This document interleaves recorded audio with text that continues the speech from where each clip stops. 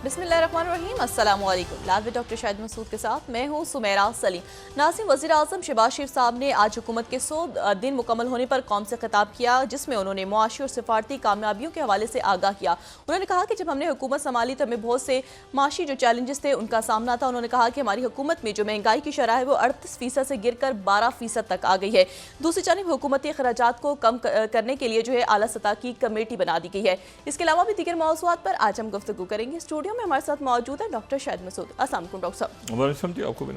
Doctor साहब, आज जो है वज़ीर आज़म शहबाज शरीफ साहब की जानिब से जो कौम से खिताब किया गया, उन्होंने कहा कि जो मौजूदा IMF का प्रोग्राम है ये हमारा आखिरी प्रोग्राम होगा।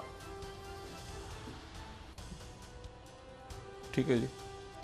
अच्छा, और मतलब सब कुछ होगा जी, ये आखिरी प्रोग्राम होगा और महंगाई में कमी आ जाएगी और जो है वो लोग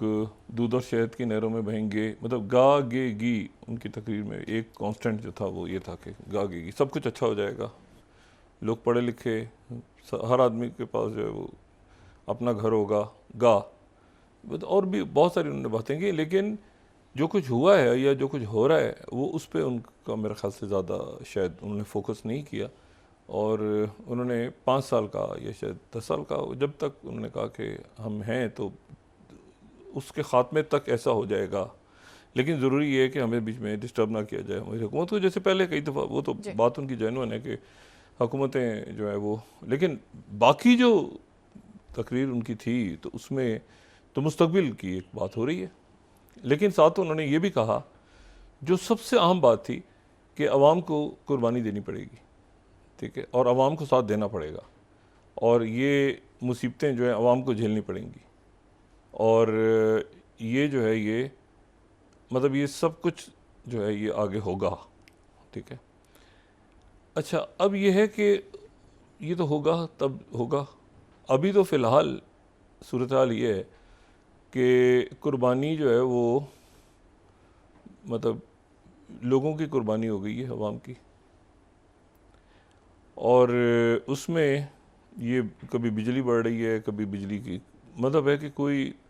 कोई प्लान नहीं है जी, और किसी किस्म का दूर दूर तक कोई 1 साल का या 2 साल का या माशी जो प्लान है वो नहीं है।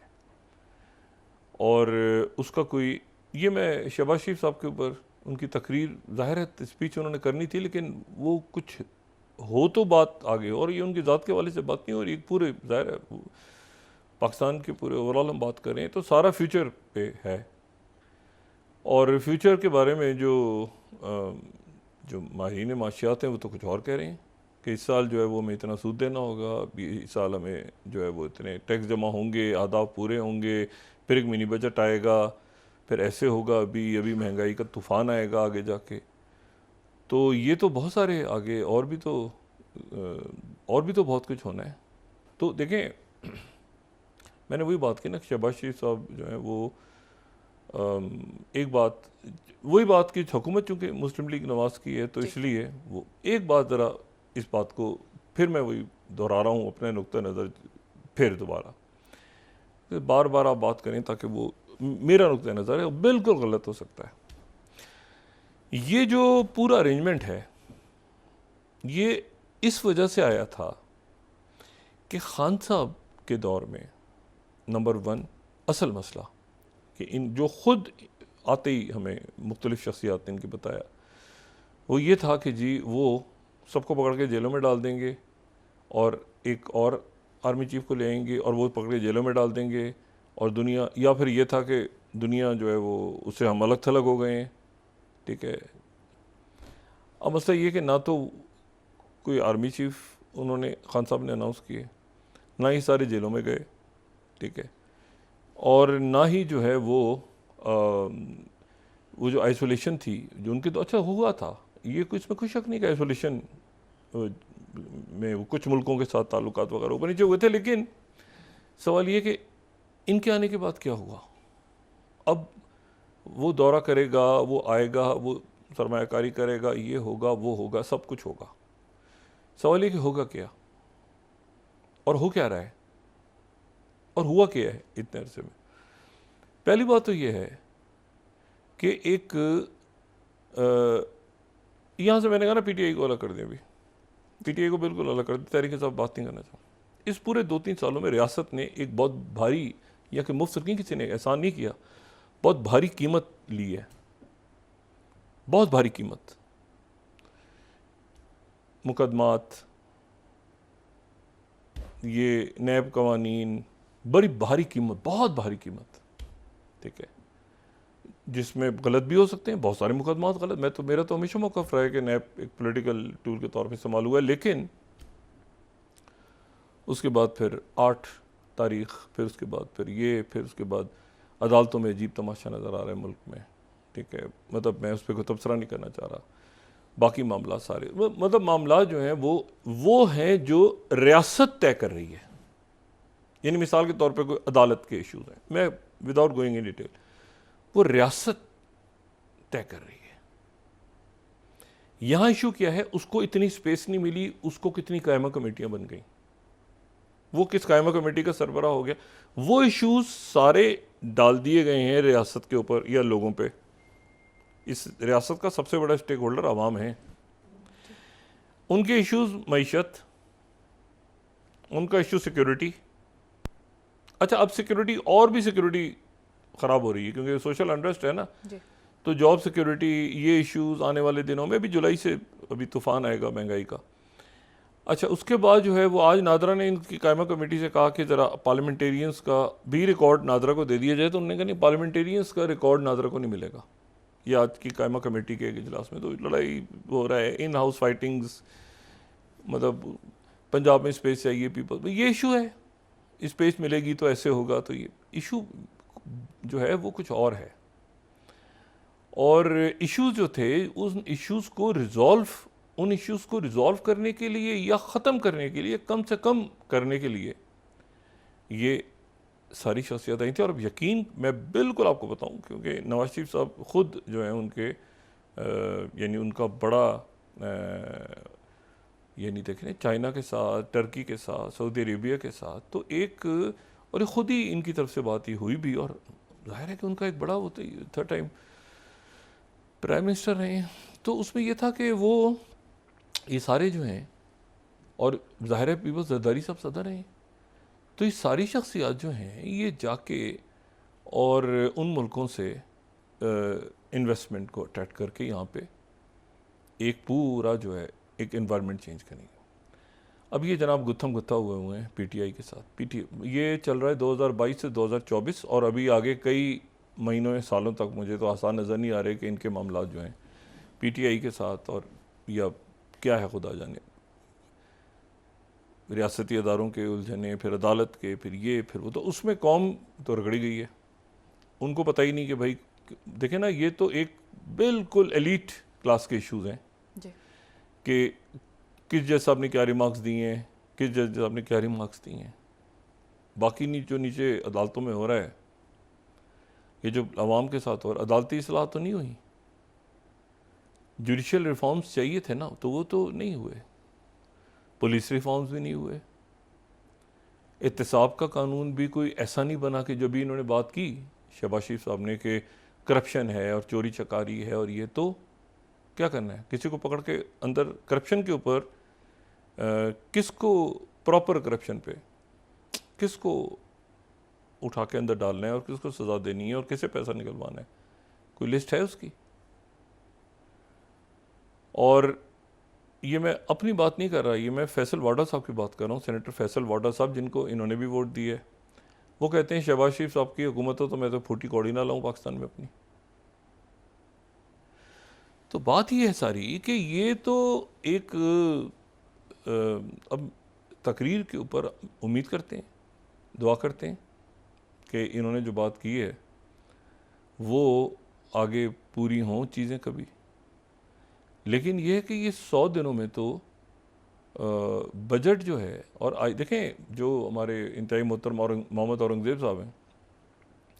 भाई उन्होंने IMF के साथ, और उनकी बड़ा एहतराम मैंने हमेशा किया और अभी भी ज़ाहिर है उनकी ज़ात के हवाले से, उनका ये था कि जी आपने IMF से वो निगोशिएट करेंगे क्योंकि उनके बड़े ज़बरदस्त कॉन्टैक्ट हैं। यही अगर होना था तो फिर शमशाद अख्तर साहबा के बुरी थी, फिर क्या हफीज शेख बुरे थे? या यानी वो अगर उन्हीं की तमाम कंडीशंस को मानना था तो फिर उनसे ही फिर तो वजीर खजाना, पहले तो वजारत खजाना बंद कर देना कि भाई वहां से आ जाए और वो उसको कर लें। ये तो आपने बड़े अपने ज़ाती कॉन्टैक्ट्स यूज़ करते हुए, और ये जो शख्सियात हैं जो इन उहदों पे आती हैं तो वो तो बहुत ज़्यादा अपने आप को, अपने ज़ाती कॉन्टैक्ट्स अपनी रियासत के लिए वो लोग यूज़ करते हैं कि भाई ये निगोशिएट करना है हमने। अब अगर और निचकारी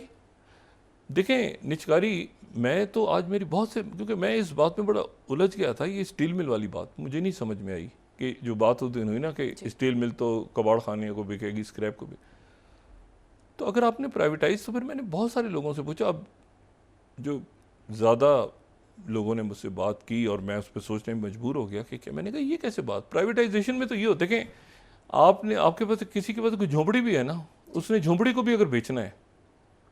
तो वो भी उसके तिनके विनके लगा के उसको थोड़ा सा ठीक करके और फिर कहता है ये बड़ी अच्छी है यार, ये झोंपड़ी इतने की है भाई। तो आप जब निस्कारी करने जा रहे हैं या उसको क्या लफ्ज़ इस्तेमाल करेंगे कि मतलब आपने पहले उसकी बोली लगा दी स्टील मिल की, ये तो कबाड़ियों में बिकेगा, ये किसने ख़रीदनी है स्टील मिल? अगर आपने बोली लगा दी है, मैं कोई इसके ऊपर इल्ज़ाम नहीं लगाना चाह रहा कि कौन सी पार्टीज़ इसमें कूदी हुई हैं अभी से, क्योंकि ये बात यहाँ पे देखें, अगर आप ये कहें कि PIA ज़बरदस्त अदारा है हमारा, नुकसान में है, घाटे में है, बिल्कुल सफ़ेद हाथी बना हुआ है, उसको बहुत से, लेकिन आप उसको प्राइवेटाइज़ करने जाते हैं और उससे पहले कहते हैं तो कबाड़िया लेगा, तो ये बोली लगाएंगे आप 25,000 की मुल्क की, जब निचकारी करेंगे तो ये आप उनकी कॉस्ट लगाएंगे और फिर पीछे कौन होगा जो खरीदेगा उनको? अगर आपने पहले ही उनकी जो प्राइस है ये लगा दी, वो तो स्क्रैप में है, तो छोड़ देना, वो तो तबाह हुआ है, उसको तो यानी तबाह हुआ है। अच्छा, फिर कि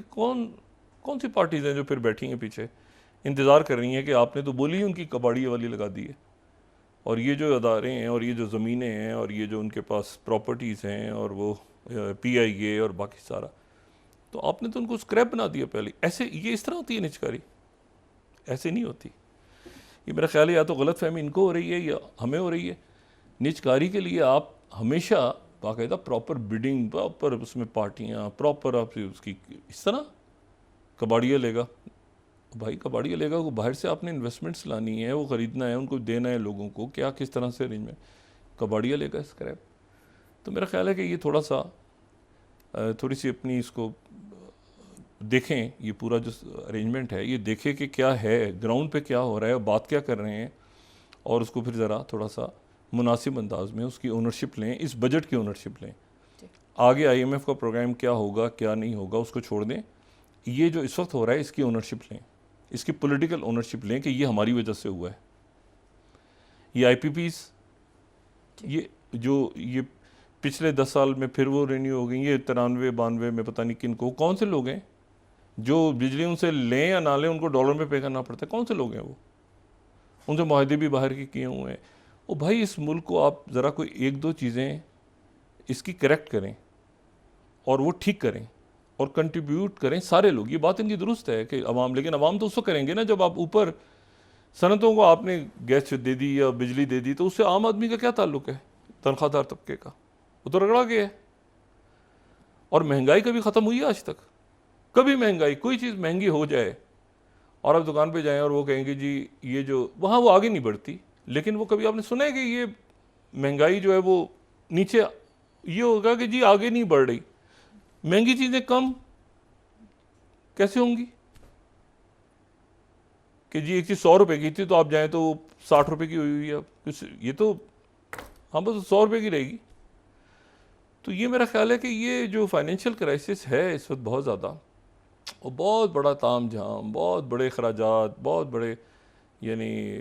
आप देखें ना पार्लियामेंटेरियंस की स्कीम्स, ये भी आज अनाउंस कर देते ना ये कि हम वो जो तरक्याती मंसूबे और ये जो पैसा है ये नहीं दे रहे अरकान को, जिसके बारे में SIFC के अंदर फैसला हुआ था। तो इनकी भेजा होती है, कहते हैं ये हम पैसा जो है ये हम आवाम के लिए, यानी उनके लिए बिजली और ये जो टैक्स है आवाम के लिए मंसूबा ना बनाएं, खुदा का वास्ता टैक्स हटा लें। मंसूबे का नाम तो ले ही ना कि आवाम के लिए आपको मंसूबा बनाने जा रहे हैं, कोई कोई आप सड़क बनाएंगे या पुल, खुदा के उससे तो रुक जाएं। आप ये कहें कि जी ये पैसे जो हैं हम इधर से उठा के ये टैक्स आवाम के ऊपर से ख़त्म कर रहे हैं, लेकिन ये है कि वो बस आगे हमारी तो दुआएं हैं इनसे, और हम गुजारिश कर सकते हैं कि इस बजट को ये खुद ओन नहीं कर रही, इसको कोई इसका जो है ना वाली वारिस नहीं है, ये जो बजट और ये जो महंगाई का तूफान आ गया। SIFC भाई, SIFC एक जो है वो उसका वो इनको नहीं पसंद, किसी को नहीं पसंद इनमें से। अच्छा, आप SIFC का छोड़ दें, उसका नाम हटा दें, कुछ बुनियादी बात है उसका जो बुनियादी, मैं कभी किसी SIFC के उनके किसी अहदेदार से या किसी उससे नहीं मिला, लेकिन उनका जो बेसिक नुक्ता है कि जी वन विंडो ऑपरेशन होना चाहिए। पूरी दुनिया में ऐसे है, आपका जो बिजनेसमैन होता है या सरमायाकारी, वो वन विंडो ऑपरेशन से, वन विंडो ही नहीं कि वो फ़ौरन ही उसके रास्ते में जो ब्यूरोक्रेसी है, जो रिश्वत लेने वाले हैं, जो उसको माल पानी बनाने वाले हैं, वो मतलब आप उसको एक बिज़नेस फ्रेंडली इन्वायरमेंट प्रोवाइड करते हैं, वो बाहर से आते हैं लोग आके सरमायाकारी करते हैं, और एक SIFC का एक वो उसमें, अब जनाब इनमें से कई SIFC सिविलियन स्पेस फ्लाइंग, वही आप एक SIFC जो है वो उसको ये छोड़ दें कि सिविलियन स्पेस थी या नहीं थी। इनके लोगों से बात करें, वो कहते हैं नहीं जी SIFC तो नहीं, इसमें तो ये तो देखें हमारा तो ये ख्याल है। भाई आप फिर एक कोई एक चीज़ ऐसा प्रोजेक्ट बना देते हैं ना, यहाँ वॉर ऑन टेरर ख़त्म हुई है पिछले कई सालों में, ठीक है ना, वॉर ऑन टेरर ख़त्म होने के बाद जो है यहाँ से अभी भी दहशतगर्दी कांस्टेंट फैक्टर है, लेकिन ये और अल्लाह का शुक्र है कम होती है, फिर होती है। इशू ये सारा कि उसके फ़ौरन बाद एक प्रायोरिटी क्या थी कि पाकिस्तान के अंदर मईशत ठीक करनी है, और मईशत के अंदर आपने वो लोग जो पाकिस्तान के इमेज के भी टेररिज्म होता रहता है, फलां होता रहता है, ये होता है, उसको आपने ठीक करके यहाँ पर एक ज़बरदस्त बिजनेस फ्रेंडली इन्वायरमेंट क्रिएट करनी है, ताकि नौजवान यहाँ पे बाहर से जो आपकी जो लोकल यहाँ पे जो अवाम हैं जो कारोबार करना चाह रहे हैं, जो बाहर से आना चाह रहे हैं, इन्वेस्ट, मतलब आप उनके लिए कहेंगे यार क्या बात है यार, शुक्र है खुदा का यार ये जंग तो ख़त्म हुई ना अफगानिस्तान के अंदर से, और अब हम जाते हैं वहाँ जाके अपना यार कारोबार शुरू करते हैं पाकिस्तान में, अल्लाह खैर चला। ये होना था इस एग्ज़िट के बाद, 2021 के एग्ज़िट के बाद ये होना था, और ये ही एक चीज़ बनती थी, क्योंकि पाकिस्तान ने सफ़र बहुत किया है। फिर एक दिन में यहाँ पे सिक्योरिटी फोर्सेस, अवाम, बच्चे, औरतें, इधर ब्लास्ट हो रहा है, कभी 200 लोग इधर, कभी 500, मतलब पाकिस्तान एक जो है वो 2001 के बाद पाकिस्तान जो है वो एक बहुत बुरे हालात से गुजरा है, और अवाम ने भी, अवाम क्या पुलिस, क्या डॉक्टर्स, क्या स्टूडेंट्स, क्या उलमा, क्या पुलिस वाले, क्या लोगों ने क्या कुछ यहाँ पे बर्दाश्त किया है। दहशतगर्दी हार्ड कोर टेररिस्ट घूम रहे हैं, कहीं मज़ार पर अटैक कर दिया, स्कूल पर अटैक कर दिया, कभी गोली, अब वो सब ख़त्म हुआ है सारा। तो आप ये नया स्यापा शुरू हो गया कि भाई ये जो है वो उसको कायमा कमेटी होगी तो इसके पास ये होगा तो उसको सेट कर दो, तो इसको सेट, ये था, ये नक्शा था उसके बाद का। तो मैं तो बिल्कुल समझने से कासिर हूँ कि ये जो है ये किन चीज़ों में उलझ गए हैं। वो जो जज ऐसे है तो वो वकील ऐसे है तो उसके रिमार्क्स हुआ, हम कहाँ उलझ गए भाई, ये क्या है मतलब ये ऐसे होगा तो देखें, वो उधर से उसने एक जुमला दे दिया तो तहरीक चलेगी, तो जब मुलाकात हो गई तो जब मुलाकात के बाद ये होगा, तो ऐसे, एक्सक्यूज़ मी, इसमें इकॉनमी आप एक प्रायोरिटी पे रखते हैं ना चीज़, इकॉनमी, और उसके बाद आप साथ ही रखते हैं कि जी सिक्योरिटी और प्रॉपर सिक्योरिटी। ये वो सिक्योरिटी, देखें यूक्रेन की जंग ने आपको सिखा दिया ना कि आर्टिलरी की कितनी ज़रूरत है जी। और उसके बाद अगली जंगों में एसिमेट्रिक, और एसिमेट्रिक वॉरफेयर में भी कितना आगे कि जनाब वो जो मैं बात हमेशा कहता हूँ 2G, और ये जो हमास और इसराइल बहुत आगे निकला हुआ था टेक्नोलॉजी में, लेकिन फिर आपको वही बेसिक पे जाना पड़ता है। हुती छोटे छोटे मिसाइल बना रहे हैं, कभी आपको साइबर पे जाना पड़ रहा है, कभी आपको हर तरह से डिफेंस, और फिर सोशल अनरेस्ट फैल रहा है मुल्क के अंदर, लोग जराइम इधर उधर मोबाइल छीन रहे हैं। ये मतलब है कि देखें बात, ये तो मैंने कहा ना, इसके ये पूरा वो जो डायरेक्शन नहीं होती, ऐसे जाते जाते आप एकदम कहते हैं कि यार एक मिनट जो एग्जिट हो गया इसके, और वो एग्जिट अपने उसके वो जो प्रिंट्स हैं वो भी ख़त्म नहीं हुए। अभी भी अचानक यहाँ को बलोचिस्तान में अभी भी इधर उधर दाएं बाएं कोई TTP कोई फ्लां दिमागना, वो जो है वो उनके वो हैं जो है ना, कभी वहाँ पे अटैक हो गया, तो उनसे इनका क्या ताल्लुक है, उनसे क्या ताल्लुक है इनका। तो ये तो अपना ये कम से कम इसके ऊपर तो करते हैं, कायम कमेटियों पे लड़ रहे हैं। बहरहाल मैं इसके ऊपर कमेंट्स नहीं देना चाह रहा, मैं गुजारिश करता हूँ कि शहबाज शरीफ साहब इसको ज़रा ध्यान देंगे और इकॉनमी को ये देखेंगे कि मुल्क के हालात क्या हैं अंदर, और ये सोशल अनरेस्ट पैदा हो रहा है उसके नतीजे में। इकॉनमी को पहली प्रायोरिटी दें बराए करम, और आवाम के साथ कनेक्ट हों। क्या पब्लिक क्या सोच रही है, पब्लिक के अंदर इस वक्त क्या सिचुएशन क्रिएट हुई है, लोगों में जाएँ, उनसे राय लें। तो बाकी ये है कि ये तो बाद मुज़ाकरात होंगे, मुज़ाकरात नहीं होंगे, गिरफ्तार होंगे, गिरफ्तार नहीं होंगे, वो उसको मैं कहना डिस्कस ही नहीं कर रहा। मैं कह रहा हूँ इकॉनमी, वो तो था ना America, it's all about economy, stupid, वो अमेरिकन, इट्स इकोनॉमी, और सोशल अनरेस्ट ख़त्म करें और उसको ये इन इश्यूज़ पे करें, तो जो है मामला ज़रा बेहतर की तरफ जाएंगे। तो हम उम्मीद करते हैं कि अगले 100 दिन के अंदर कोई बेहतरी आएगी, उम्मीद कर सकते हैं, आएगी, यानी मैं भी यही कह रहा हूँ, आएगी, उम्मीद कर सकते हैं। अच्छा जी, अब उसके बाद दूसरी जो बात है वो ये है कि 3-4 वाक़यात बड़े इंपॉर्टेंट। एक वाक़या तो ये हुआ कि G7 का इजलास ख़त्म हुआ। G7 का इजलास इटली में ख़त्म हुआ, और साथ ही आज से यूक्रेन की समिट शुरू हो गई स्विट्ज़रलैंड में। अच्छा, अब जो G7 का इजलास था, G7 अब वो बड़ी मईशतें दुनिया की नहीं हैं। जब बना था G7 तो होंगी उस ज़माने में, लेकिन अब एक तो मईशत दुनिया की बदल गई, दूसरा ये है कि वो बड़ी इकॉनमीज नहीं है, दूसरी बात ये है कि वो जो है वो उनके इत्तेफाक से सवाई इटालियन प्राइम मिनिस्टर के, जो कि जिन्होंने अभी EU के अंदर वो जो ज़्यादा उनके स्ट्रॉन्ग हो गई हैं, बाकी सारे जो रहनुमा वहाँ मौजूद थे, उनकी अक्सरियत जो है वो अपने पीछे बेस जो उनका है वहाँ पर वो प्रॉब्लम्स का शिकार है। उसमें प्रेसिडेंट बाइडेन, और वो 2 जंगें छेड़ी हुई हैं उन्होंने, और वो कोई वहाँ पर वो गए और वो उसका एलामिया भी जारी हुआ, उसमें मैं भी बात करता हूँ। लेकिन अच्छा, इसी तरह से जो है वो प्रेसिडेंट मैक्रोन इलेक्शन में जा रहे हैं, बरतानिया में इलेक्शन हो रहा है। अच्छा, जस्टिन ट्रूडो जो हैं कनाडा के, बड़े ज़बरदस्त, लेकिन वो दुनिया में बड़े मकबूल हैं, वो कनाडा के अंदर जो पोल्स हैं वो उनके लिए प्रॉब्लम्स लेकर आ रहे हैं। कनाडा में वो अपने लिबरल्स जो उनकी जो जमातें हैं वो दूसरा, और मैं ये लेटेस्ट ये कोट अगर करूँ ना, 3rd स्लाइड में हम दिखा दें, Canadians more likely to prefer someone else, ये उनका जो नैनोस का जो भी लेटेस्ट पोल हुआ है, तो वो बाहर पॉपुलर है, मुल्क के अंदर पॉपुलर नहीं है। इकोनॉमिस्ट जैसे लिख रहा है कि जी जस्टिन ट्रूडो, तो वो बहरहाल ये उनका, लेकिन मैं ऐसे भी बता रहा हूँ कि अपने अपने जो ग्राउंड है उसके ऊपर वो ये बड़े पॉपुलर हैं बाहर दुनिया में, ये वहाँ पर भी पॉपुलर थे। लेकिन कुछ अर्से पहले तो इन्होंने कहा कि मैं जा रहा हूँ, तो उनको रोका लोगों ने कि नहीं, तो एक वहाँ क्राइसिस चल रहा है। अच्छा, उसके बाद जनाब क्राइसिस जो है वो जापान में, वो कहते हैं कि जी जापानीज प्राइम मिनिस्टर हैं वो 1947 के बाद सबसे ज़्यादा पॉपुलर अनपॉपुलर, यानी मुल्कों के अपने अंदर एक प्रॉब्लम है ना, मतलब एक ऐसा नहीं है कि मुल्कों के, मिसाल के तौर पे south China morning post,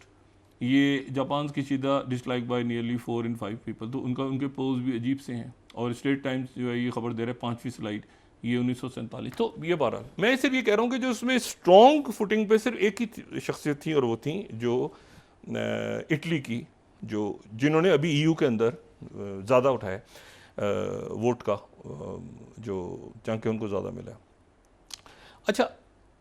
Modi साहब गए थे, और एक खबर ऐसी है जो मुझे हकीकतन उसका अफसोस हुआ है और हैरत हुई है कि ये आज दूसरा तीसरा दिन है, यानी अभी इलेक्शन के रिज़ल्ट्स आए हैं, उसके बाद कैबिनेट आई, और इन्होंने आते ही आज, यकीन करें कि ये इस कदर अफसोस की बात है, ये वहाँ पे बड़ी ज़बरदस्त खातून है, और मैं बिल्कुल, यानी आखिर में कोई इंसान तसव्वुर करता है ना कि ये हरकत भी होगी, ये हैं अनुदूति रॉय। अच्छा, इन्होंने खुदा जाने कितनी किताबें लिखी हुई हैं इन्होंने, ठीक है ना, ये जो है वो पावर पॉलिटिक्स और गॉड ऑफ स्मॉल थिंग्स, और ये बुकर्स प्राइज, दुनिया के पता नहीं कितने इन्होंने अवार्ड्स लिए हुए हैं, और ज़बरदस्त वहाँ की एक ये राइटर हैं, और ह्यूमन राइट्स पे पूरी दुनिया में अगर कोई बड़ा नाम शुमार होता है तो ये हैं। 62 ईयर्स इनकी एज है, और बड़ी कमाल की खातून है। अब जनाब इनके ऊपर जो है वो 2010 में इन्होंने एक तकरीर की थी, और 2010 में इन्होंने तकरीर की थी, तो इनके ऊपर जो है वो जनाब वहाँ पर गद्दारी का मुकदमा चलाया जा रहा है। 2010 के कमेंट्स, और कमेंट्स क्या थे इनके, ये मैं गार्डियन अगर दिखाऊँ आज का 21, ये Arundhati Roy to be prosecuted over 2010 Kashmir remarks. अच्छा, वॉशिंगटन पोस्ट ये कह रहा है कि 20th इंडिया सेज के novelist Arundhati Roy could be tried against anti terrorism law. अच्छा, उन्होंने कहा ये था इंडिया टुडे 20, ये जो है ना, ये बड़ी अजीब सी एक स्टार्ट गवर्नमेंट बड़ी अजीब से अंदाज में हो रही है। ये पता नहीं पहले से ज़्यादा ये फार राइट पे चले जाएंगे तो कैसे जाएंगे, क्या होगा मुझे नहीं पता। मोदी जो थर्ड टाइम आए हैं वो प्राइम मिनिस्टर मोदी, लेकिन ये अजीब सा स्टार्ट ही बड़ा अजीब सा हो रहा है। और पहले तो यहाँ से जो बात हुई तो उसका भी कोई जवाब पॉजिटिव नहीं आया उनकी तरफ से, ठीक है उनकी, लेकिन ये जो बात है ना ये बड़ी बहुत अजीब बात है। फिर आउटलुक, अच्छा इन्होंने कहा क्या था जी। जिसके ऊपर इनको ये 22 इन्होंने 2010 की स्पीच में कहा था कि कश्मीर जो है वो इंडिया का इंटीग्रल पार्ट नहीं है। तो ये जो है जिसके ऊपर वो उनका लॉ एक्टिव हुआ है और उसमें इनके ऊपर गद्दारी का मुकदमा चलाया जा रहा है। ये जो कॉन्फ्रेंस हुई थी इसमें सैयद अली गिलानी मरहूम भी मौजूद थे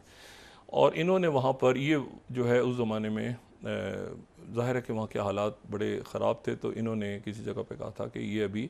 डिसाइड नहीं हुआ। और इनकी बात कोई पाकिस्तान के उसमें भी नहीं, इन्होंने बात वो की थी कि अक़वाम मुत्तहिदा, इन्होंने कहा था अक़वाम मुत्तहिदा की जो करारदादें हैं उसके मुताबिक कश्मीर का फैसला, तो इसके ऊपर इनके ऊपर जो है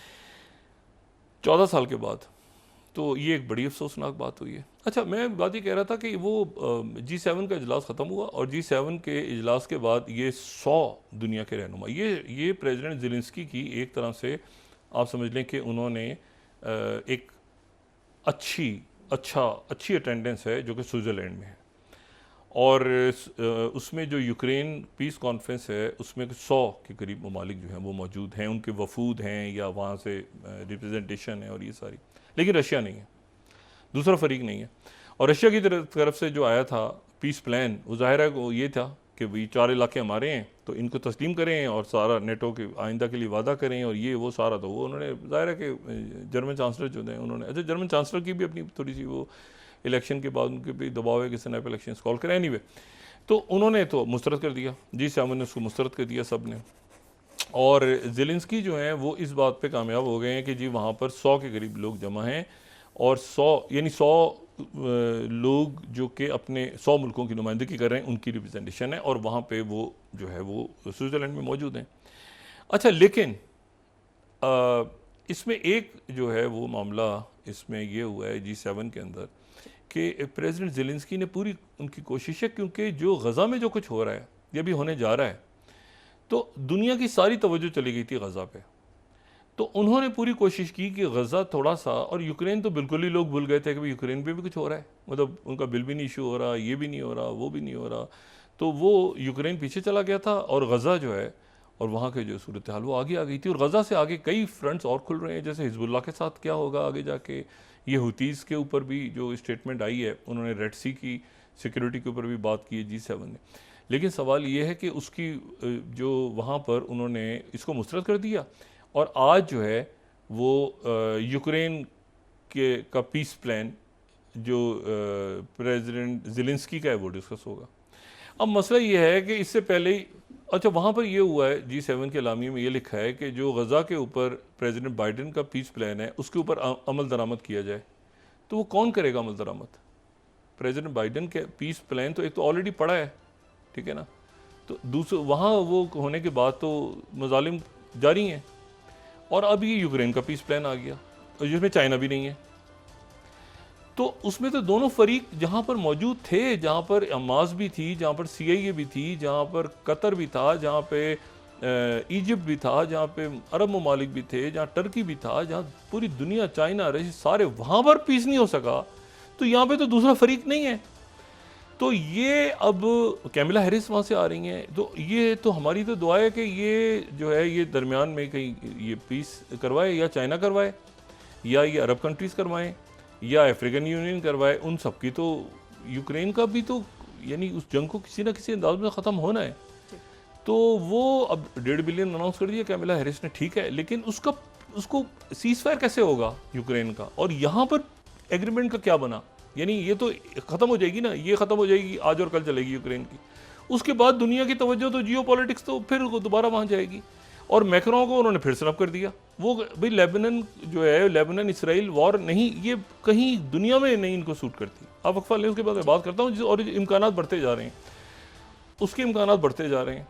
और ये सारी जो पूरा ग्लोबल सिनेरियो है, मुल्क अपने अपने मामलात में उलझ गए हैं ना। तो हमें इस दौरान ये सारे अपने मामला ठीक कर लेने चाहिए थे बहुत दिन पहले, कि हमारा कोई फॉरेन जो इश्यूज हैं या पॉलिसी है उसके ऊपर कोई अंदरूनी हमारा खलफिशार इतना ना बढ़ जाए कि हम उसके बाद जाके दुनिया से कहें कि भाई हमारी हेल्प करो, तो वो कहें यार ये क्या है जी। तो मतलब है कि वो जो है ना, वो इसलिए ये बराह करम जो हमारे अकाबरीन बैठे हैं इस वक्त, ये सारे अपनी अपनी मराद ख़त्म करने का ऐलान करें। ये ऐसे इनकी शूट करेंगी सारी पॉपुलैरिटी पॉलिटिशियंस की, और उसके साथ ही जो यानी ये होगी कि भाई मैं नहीं ले रहा, मैं इस दफ़ा जो है ना अपने इलाके के तरक्याती, मैं पुराने जो मंसूबे हैं उन्हीं को मैं ठीक करवाऊँगा, जो इतने सालों से मैं यहाँ पे बना रहा हूँ। 8-8 10-10 साल से मैं यहाँ पे हर साल तरक्याती बजट लेता रहा हूँ, तो मैं यहाँ पे वो आवाम के सामने पेश करता हूँ। जी, ब्रेक के बाद डिस्कस करते हैं। नाज़रीन वापस आते हैं छोटे से ब्रेक के बाद।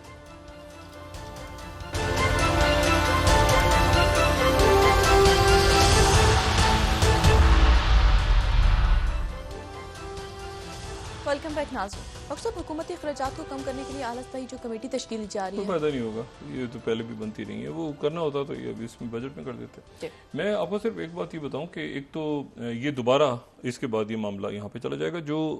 उनकी स्टेटमेंट आई है ना G7 इजलास के खात्मे पे, उस जो वाइट हाउस का जो, अगर 9th हम स्लाइड को दिखा सकें, तो उसमें उन्होंने कहा है कि G7 इजलास के अख्ताम पे कि जो प्रेसिडेंट बाइडन का जो अमन मंसूबा है उसके ऊपर अमल दरामद किया जाए और जंग बंदी किया जाए, लेकिन उसे कोई नहीं सुन रहा। जो गैलेंट हैं वो शायद अमेरिका जा रहे हैं। अब जो वजीर दिफा है, तो वो वो जो पियर अमेरिका ने बनाया था वो फिर शायद टूट गया दोबारा, जो साइप्रस से जो एड लेकर आ रहा था, तो ये मामला अभी यहीं रुका हुआ है। ठीक है, ये हिजबुल्लाह के साथ जो साउथ ऑफ लेबनान और नॉर्थ ऑफ इसराइल, यहाँ पर मामला ख़राब हो रहे हैं और ये किसी वक्त भी बिगड़ सकते हैं। एक दूसरा वाकया जो है यहाँ पे इम्पोर्टेंट है, क्योंकि ये आने वाले दिनों के अंदर फिर दोबारा घूम के 2 रोज़ के बाद, और हम तो मुस्तकिल गज़ा को फॉलो कर रहे हैं, तो यहाँ पे यूक्रेन के बाद सीधा यहाँ पे आ जाएगा सारा मामला। जो इजिप्शियन प्रेसिडेंट हैं वो हज कर रहे हैं। तो एनीवे, मैं जो बात कह रहा हूँ वो ये है कि ये बड़ी इंटरेस्टिंग बात है कि क्यूबा में जो रशिया के जो 4 उनके एक सबमरीन, और वो हमने बात की थी कि क्यूबा में पहुँचे, फिदल कास्ट्रो वाला क्यूबा। और अच्छा, क्यूबा जो है, ये क्यूबा वो जगह है जहाँ कोलंबस पहुँचे थे, और क्यूबा जो है वो फेडरल कास्ट्रो वाला क्यूबा। तो यहाँ पर स्पेनिश रहे थ्रू आउट, ये स्पेन की कॉलोनी रही, और यहाँ पर फिर स्पेन की 1898-97 में इनकी अमेरिका के साथ जब जंग हुई, स्पेन और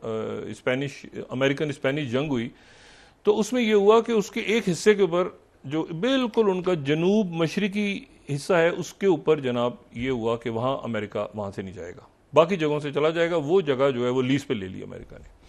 और वो जो जगह है वो पानी के अंदर जो है वो, यानी एक तो जिसे कहते हैं ना खलीज,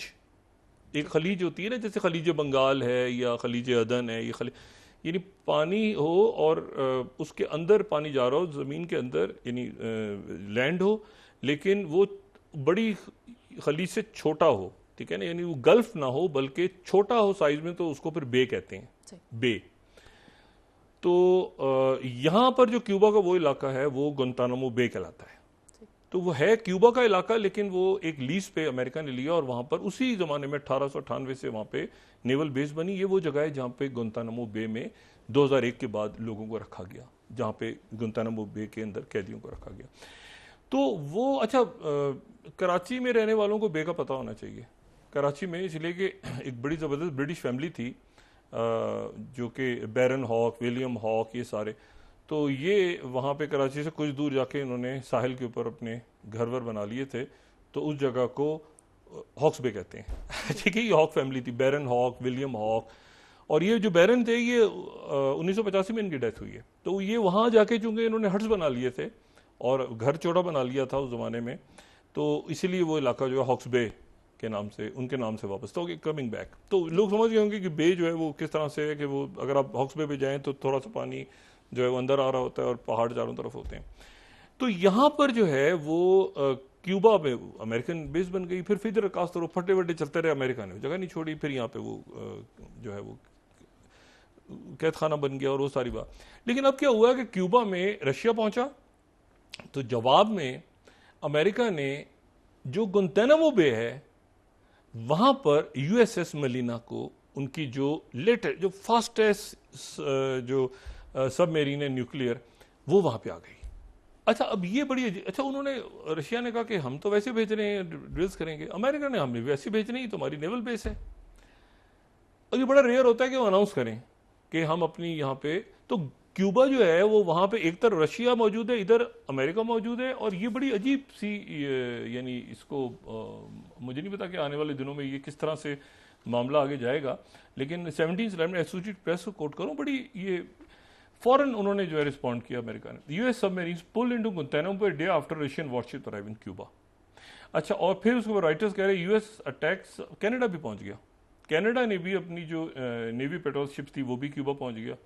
रशियन वॉरशिप्स के बाद। अच्छा ये इनका एग्रीमेंट हुआ था 1903 में कि ये जो 19 स्लाइड है ना कि यूनाइटेड स्टेट्स और क्यूबा के दरमियान लैंड ऑफ